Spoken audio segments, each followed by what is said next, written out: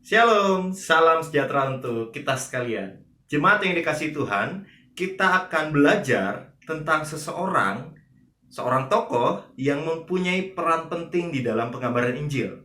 Siapa dia? Ini dia. Dan kita akan belajar tentang 3 hal penting di dalam kehidupan Rasul Petrus. Bagaimana 3 hal itu? Kita saksikan bersama.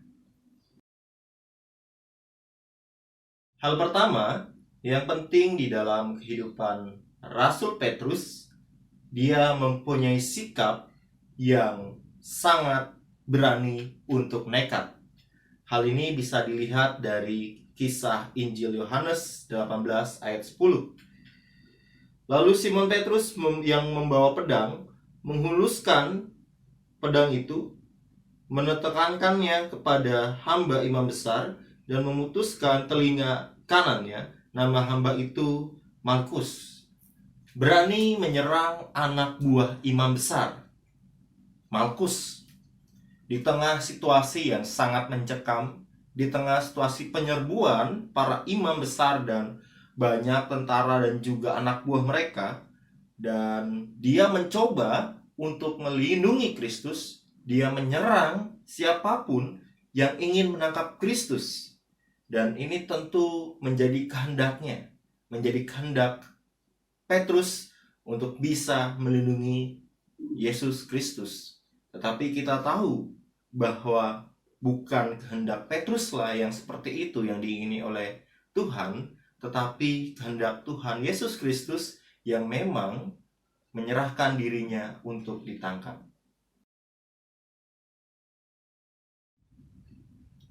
Adapun hal kedua yang menjadi fokus kita dalam melihat kehidupan Rasul Petrus adalah dia ingin menonjol dari yang lain, dari murid-murid yang lain.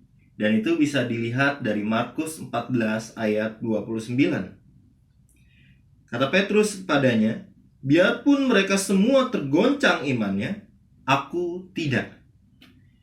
Ingin menjadi yang terdepan dari yang lain. Kalau yang lain hanya bisa mengangkat 5 kg, maka saya Petrus bisa mengangkat 10 kg. Ini bukan soal mempunyai sebuah atau tidak mempunyai sebuah pengakuan. Ini bukan soal diakui atau tidak.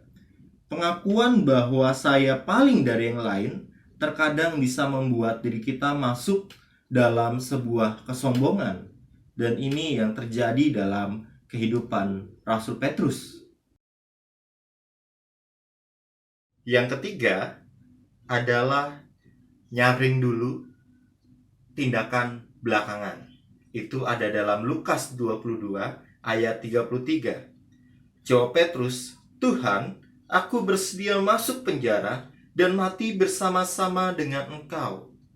Sebuah keyakinan yang hebat dalam diri Rasul Petrus. Sebuah hal yang ingin memberikan diri seutuhnya. Tetapi Petrus lupa bahwa ketika dia mengandalkan dirinya sendiri, maka ia akan lemah. Dan itu yang terjadi ketika ia menyangkal Kristus 3 kali. Rasul Petrus terlalu percaya diri dengan kekuatan yang dia punyai.